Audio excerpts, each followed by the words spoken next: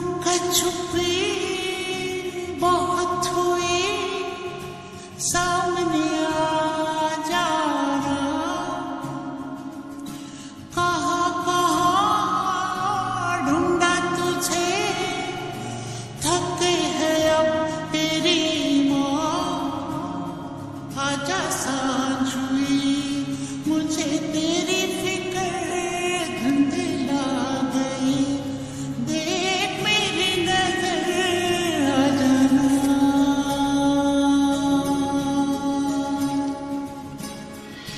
क्या बताऊं सर्वप्रथम मेरे माता पिता के चरण वंदन, क्योंकि हर व्यक्ति का पहला गुरु माता पिता ही होते हैं। आज हम जो भी हैं उन्हीं लोगों का कृपा से, क्योंकि जन्म से बोलने तक का उनका ही कृपा बना रहा। मुझे कब प्यास लगी, कब भूख लगी, कब मुझे खाना चाहिए, सर्वप्रथम माता का ही ख्याल से मेरा सब कुछ पूरा हुआ। तब फिर मेरे आवश्यकता पूरा करना पिता का दायित्व हर पिता का भली भांति निभाया।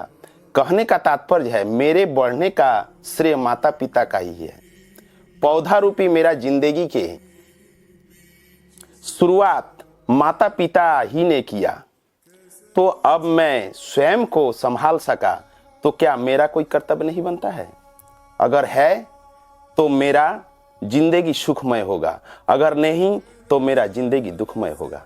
सबसे पहले मुझे यह जानना होगा कि सुख क्या है।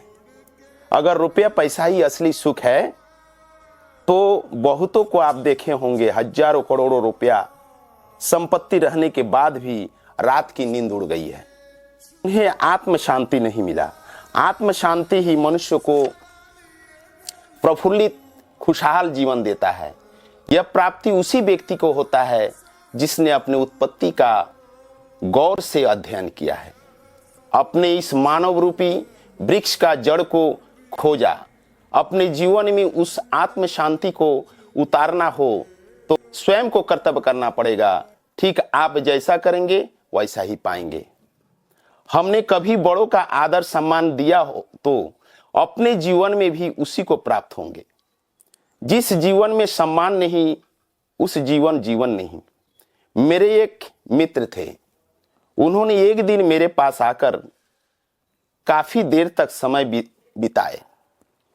बातों के क्रम में मैंने उनसे उनका दिनचर्या पूछा तो उन्होंने बड़े गर्व के साथ कहा, सुबह उठता हूं, फूलों का चयन करता हूं, नहाता हूं, पूजा करता हूं, नाश्ता करता हूं, फिर अपना बैग उठाकर ड्यूटी पर चला जाता हूं।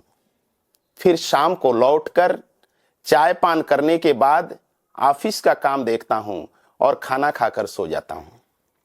मैंने बड़ी आश्चर्य से कहा, बस यही आपका दिनचर्या है? उन्होंने कहा, हाँ। मैं कहा, नहीं, ऐसा रिक्त दिनचर्या नहीं होनी चाहिए। फिर उन्होंने स्तब्ध रहा और बड़ी कोमल स्वर में पूछा, तो फिर कैसे?